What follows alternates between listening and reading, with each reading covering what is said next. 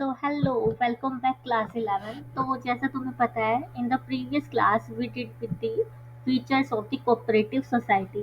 आज हमें कवर करना है merit and demerits of the cooperative society. अब तुम्हें पता है दया कुछ तो गड़बड़ है, लेकिन यहाँ पे गड़बड़ नहीं, यहाँ पे कुछ अलग मसाला है। जैसे तुम्हें पता है कि अपनी वीडियोस में अपने लेक्चर्स में कुछ ना कुछ अलग होता ही है, या तो क्लिप्स होती है या फिर हैंड रिटन नोट्स होते हैं या फिर कोई पावर पॉइंट प्रेजेंटेशन होती है, राइट। तो आज we have the hand written notes, the summary, the mnemonics which we will be using to proceed with our class, right. तो मैंने कल तुम्हें फीचर्स पढ़ाए थे जिसमें बताया था कि फीचर्स में वॉलंटरी मेंबरशिप है, then legal status, then limited liability, then उसके बाद control and then service motive. अब हमने सोल ट्रेडर में भी कुछ फीचर मैरिट डीमेरिट पढ़ी थी, फिर एचयूएफ में भी कुछ मैरिट डीमेरिट फीचर्स पढ़े थे। अब इतना कुछ हम कैसे याद रखें, मैंने तुम्हें पहले भी बताया था, we have the mnemonics in place. तो फीचर्स के लिए कोऑपरेटिव सोसाइटी के हमारे पास निमोनिक्स है, जिससे कि हम फिर मैरिट एंड डीमेरिट निकालने वाले हैं। पहले उसको देखते हैं। फीचर्स में हम कैसे याद रखें कि कोऑपरेटिव सोसाइटी में बहुत सारे लोग होते हैं जिससे हमें पैसा मिलता है, और मुझे कितना पैसा मिला, 5 लाख। कितना मिला, 5 lakh. We have 5 lakhs, we have 5 lakhs। तो इसी से हम क्या करने वाले हैं, फीचर्स निकालने वाले हैं। We have 5 L raised to power 2 A C S, we have 5 lakh। इसका क्या मतलब है, V से मेरा कोई फीचर है, have से कुछ भी नहीं है क्योंकि सारे स्मॉल में है, 5 से भी कुछ भी नहीं है, 5 से बस तुम ये याद रख सकते हो टोटल मेरे पास जो फीचर्स है वो कितने हैं, 5 है। देन उसके बाद L raised to power 2 यानी L से 2 फीचर निकलेंगे, देन A से कुछ भी नहीं है क्योंकि स्मॉल है, एंड देन C S ये कैप्स में है तो इससे भी कोई ना कोई फीचर है। वी से हो गया वॉलंटरी मेंबरशिप जो कि क्या है, इजी है। क्या है, इजी। फिर उसके बाद लीगल स्टेटस, एल से हो गया। देन उसके बाद लिमिटेड लायबिलिटी, देन उसके बाद कंट्रोल, सी से, एंड देन एस से हो गया सर्विस मोटिव। अब कंट्रोल में हमने जो लीगल स्टेटस था उसमें हमने देखा था मैंडेटरी रजिस्ट्रेशन है, तो इसका किसी मेंबर के आने और जाने से कोई फर्क नहीं पड़ता, तो मेंबर में कम और गो ऐसे कुछ लिख दिया था मैंने। देन उसके बाद कंट्रोल, कंट्रोल हमारे पास कैसे आता है, कमेटी फॉर्म की जाती है बाय वोट, और इसी को हम क्या बोलते थे, डेमोक्रेटिक करेक्टर।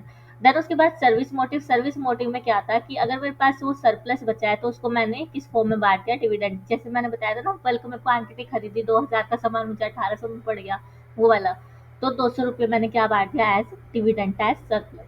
तो अब क्या करते हैं हम, फीचर से मैरिट एंड डीमेरिट्स निकालने की कोशिश करते हैं। पहले मैरिट्स की बात करते हैं।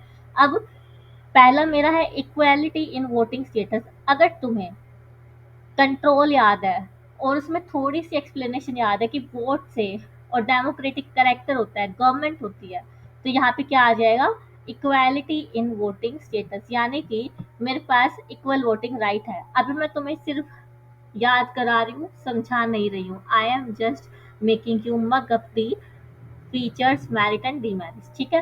फिर हम इसे याद भी करने वाले हैं, सॉरी समझने भी वाले हैं।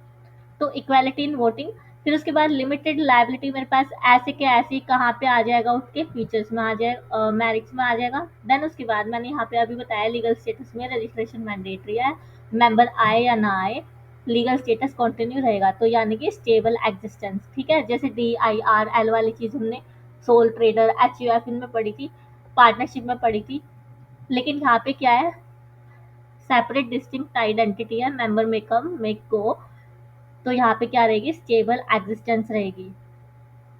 फिर उसके बाद क्योंकि ये डेमोक्रेटिक है, यानी गवर्नमेंट को इलेक्ट करने का तरीका भी अपना क्या होता है, डेमोक्रेटिक, तो यहाँ पे क्या मिल गया मुझे, support from the government, government support. Then उसके बाद वॉलंटरी मेंबरशिप कैसी है लेना, इजी है, तो इजी फॉर्मेशन कैसी, क्योंकि यहाँ पे मिनिमम 10% चाहिए होता है और 10 तो मुझे मिल जाएगी जिनका कॉमन पर्पस होगा।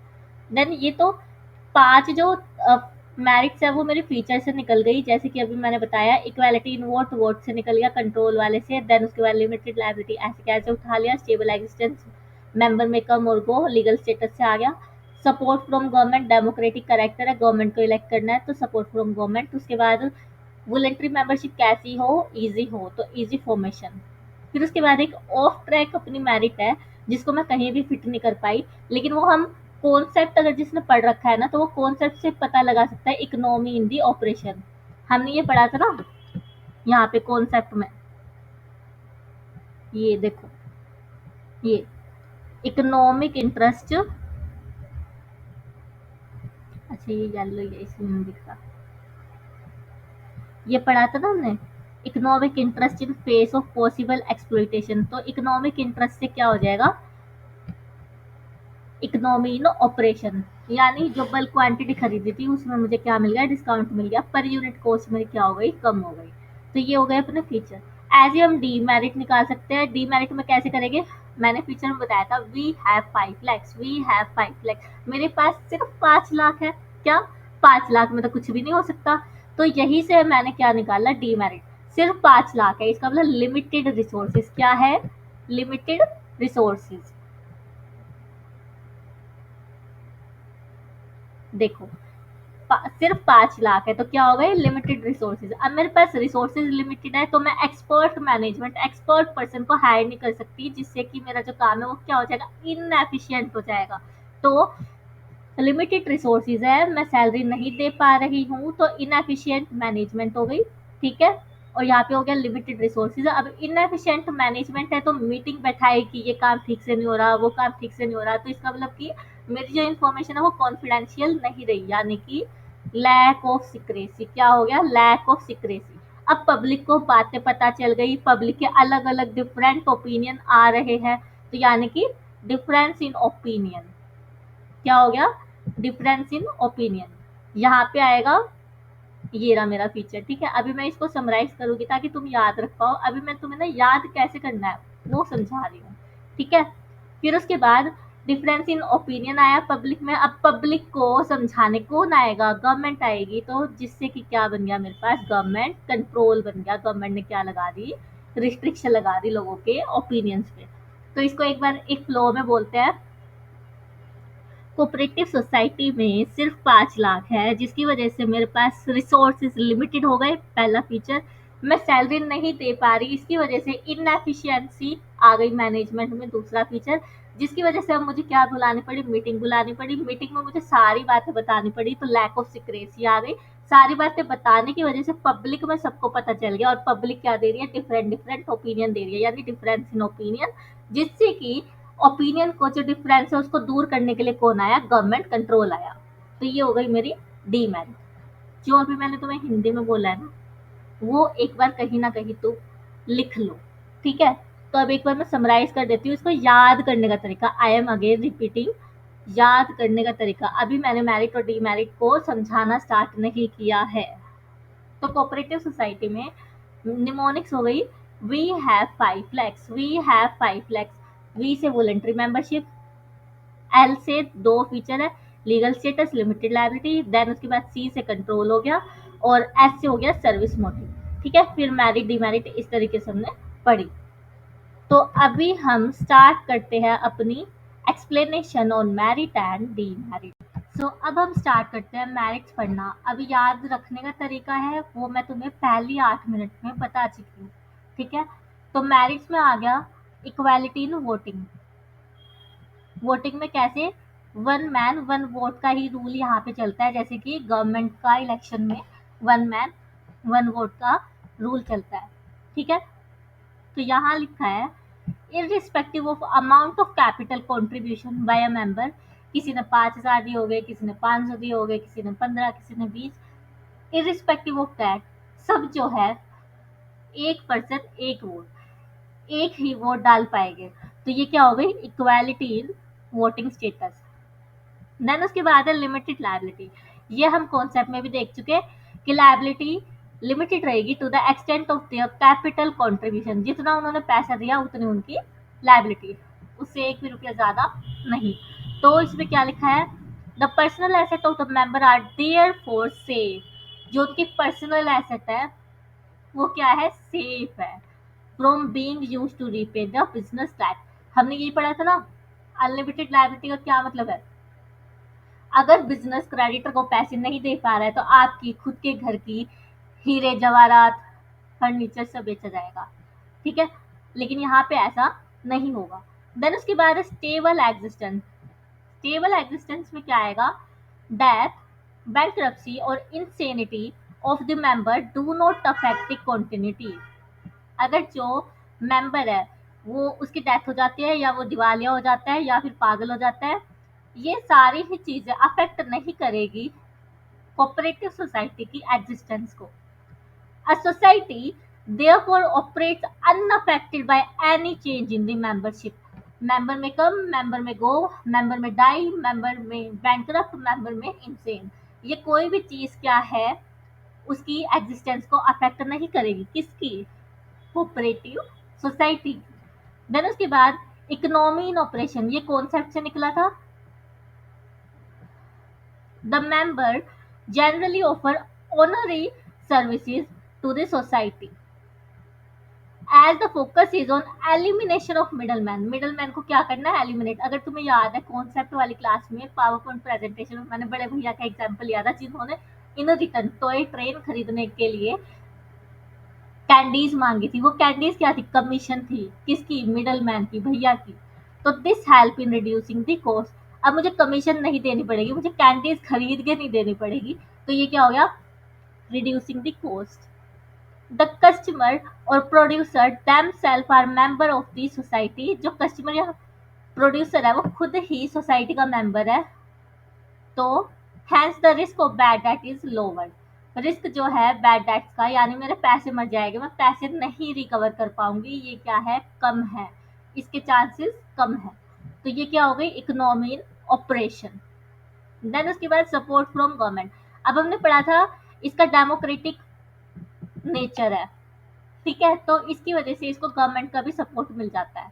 The cooperative society exemplifies the idea of democracy, hence find support from the government in the form of low taxes. जितनी भी कोऑपरेटिव सोसाइटी कमाई होगी उस पर उसको कम टैक्स देना पड़ेगा। तुमने सुना होगा ना, जनता का पैसा सरकार को जाता है और जनता को वापस मिलता ही नहीं। ना रोड बने हैं, ना पुल बने हैं, ना ये सर्विसेज है, ना पब्लिक टॉयलेट्स है, तो पैसा जाता कहाँ है? वही तो, जो टैक्स कलेक्ट किया जाता है वो क्या होगा? कम। साथ में जैसे तुम्हें पता हो सिलेंडर खरीदने में हमें क्या मिलती है? सब्सिडी। ये बस तुम्हारी समझने के लिए एग्जांपल है, कोऑपरेटिव सोसाइटी में कुछ और भी हो सकता है सब्सिडी। जैसे कि कोई, अगर आपने ये गुड्स को प्रमोट किया, इसको ज्यादा खरीदा, तो इस पे हम सब्सिडी देंगे। जैसे कि पेपर बैग्स में आप सामान लो तो हम सब्सिडी देंगे, ठीक है, यानी एनवायरनमेंट को प्रोटेक्ट करो, प्लास्टिक का यूज मत करो, तो ऐसी, या जूट बैग का यूज करो, तो वहां पे क्या मिल गई? सब्सिडी। या फिर लो interest rate on the loan. Cooperative society को लोन की जरूरत थी उसके डे टू डे ऑपरेशन को रन करने के लिए, तो वहां पे जो लोन है गवर्नमेंट से वो भी क्या मिल जाता है? कम ब्याज दर पे मिल जाता है, कम रेट ऑफ इंटरेस्ट पे मिल जाता है। देन उसके बाद है ईज ऑफ फॉर्मेशन। ये तो हम हर तरीके की फॉर्म ऑफ बिजनेस में पढ़ते आ रहे हैं कि यहाँ पे इजीली हम फॉर्म कर सकते हैं इस कोऑपरेटिव सोसाइटी को, जिसमें कि मुझे क्या चाहिए? मिनिमम 10 मेंबर चाहिए, यानी 10 तो मुझे चाहिए ही चाहिए। 9 हो गए तो कोऑपरेटिव सोसाइटी नहीं बन पाएगी, 10 हो गए, 11 हो गए, 12 हो गए, 13 हो गए, तो कोऑपरेटिव सोसाइटी बन जाएगी। और इसको कौन सा लॉ गवर्न करता है? Cooperative society act 1912। तो यहाँ पे मैरिज क्या हो जाती है? खत्म हो जाती है। अगर कोई डाउट है तो you may ask me in the comment box और on our Telegram discussion group. Start करते हैं लिमिटेशंस। मेरे पास सिर्फ 5 लाख रुपए है, यानी कि लिमिटेड रिसोर्सेज। इससे हमने इस स्टार्टिंग से हमने इसको याद किया था। तो लिमिटेड रिसोर्सेज में क्या बोल रहा है? Resources of a cooperative society consist of capital contribution of the members with limited means। यानी कि जो कैपिटल कंट्रीब्यूशन है वो कोऑपरेटिव सोसाइटी को अपने मेंबर से मिलता है, और उन मेंबर के पास क्या है? लिमिटेड रिसोर्सेज है, पैसे कलेक्ट करने के, पैसे कमाने के। तो the low rate of dividend offered on investment, जो कि इन्वेस्टमेंट होती है उस पर कम रेट दिया जाता है। यानी मान लो मैंने कुछ पैसा कंट्रीब्यूट किया था लेकिन मुझे उस पर सिर्फ 1% मिलता है डिविडेंड, तो यहाँ पे 1000 रुपये लगा के भी मुझे कितना मिला? सिर्फ इनकम 10 रुपये मिला। तो यहाँ पे जो रिसोर्सेज है वो क्या हो जाते हैं? लिमिटेड हो जाता है, ठीक है। On investment also act as deterrent in attracting the membership, यानी कम रेट ऑफ इंटरेस्ट की वजह से ऑन डिविडेंड तो ये मेंबरशिप को अट्रैक्ट नहीं कर पाते, यानी ज्यादा लोग कोऑपरेटिव सोसाइटी के मेंबर नहीं बन पाते, बिकॉज उनको जो इंटरेस्ट है, rate of interest as income है, वो कम लगता है। तो जो मैंने डिविडेंड वाली बात कही ना, तो मैं 1,000 रुपये कॉन्ट्रीब्यूशन, 10 रुपये, ये मैंने साइड में ही लिख दिया ताकि तुम्हें याद आ जाए। ठीक है। देन उसके बाद है इनएफिशिएंसी इन मैनेजमेंट। अब पैसे कम है, लिमिटेड रिसोर्सेज है, तो हम एक्सपर्ट बंदों को हायर नहीं कर पाएंगे, एक्सपर्ट एम्प्लॉयज को हायर नहीं कर पाएंगे। तो cooperative society are enable to attract and employ expert manager, यानी एक्सपर्ट मैनेजर को वो ना ही अट्रैक्ट कर पाते हैं और ना ही उनको रिटेन कर पाते हैं, एम्प्लॉय कर पाते हैं अपनी कोऑपरेटिव सोसाइटी में, due to lack of resources. ठीक है। Because of their inability to pay them high salary. अब एक्सपर्ट इंसान है, वो तो मोटा पैसा मांगेगा ही अपने काम का, क्योंकि वो विद स्पेशलाइजेशन आपको काम करके देने वाला है।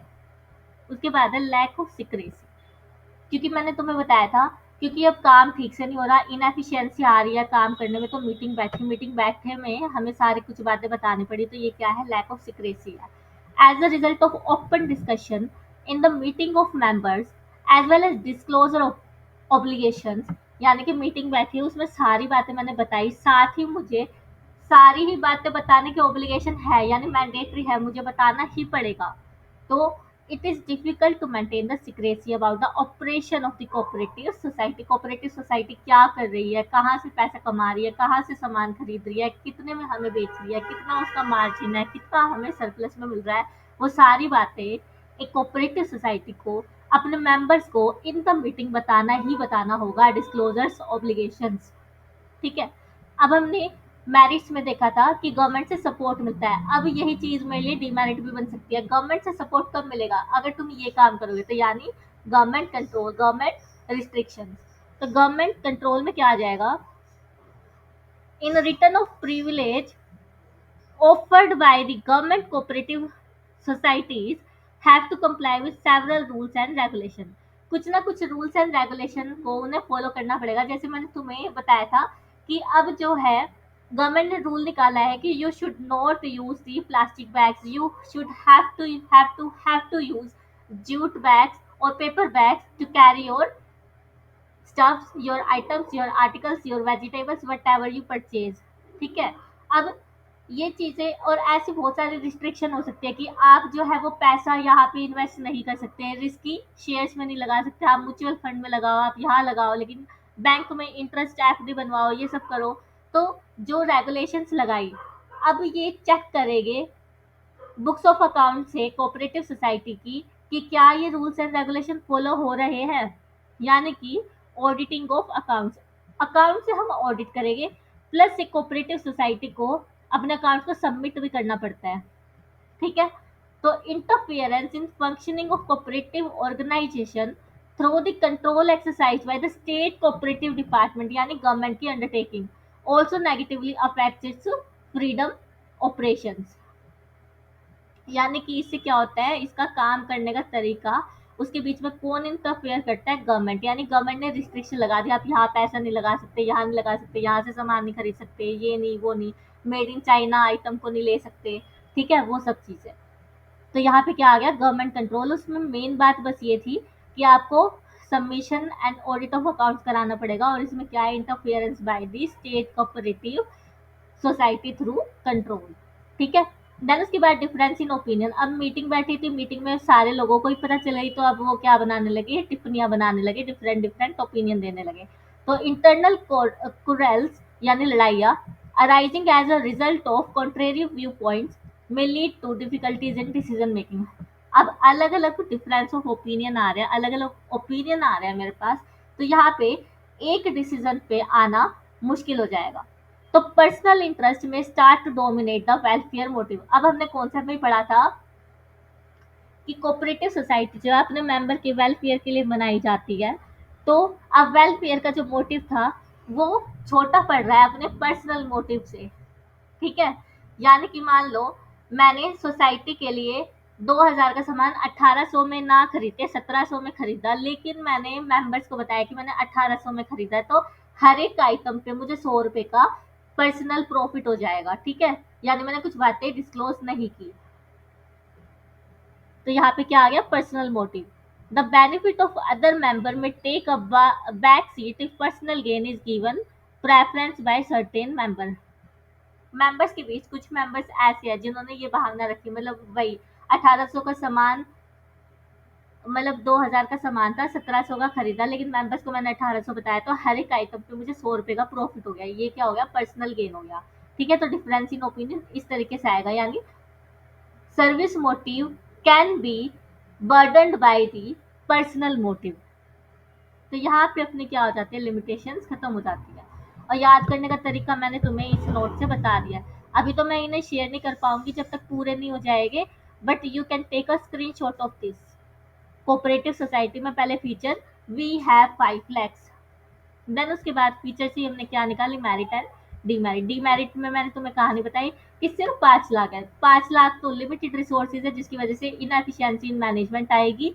फिर मैनेजमेंट में इनएफिशिएंसी आई तो मुझे मीटिंग बिठानी पड़ी, मीटिंग में सारी बातें बतानी पड़ी, तो लैक ऑफ सिक्रेसी हो गई। सारी बातें बताई तो लोग क्या है, अलग अलग ओपिनियन देने लगे। उस ओपिनियन को कंट्रोल करने के लिए कौन आया, गवर्नमेंट आई।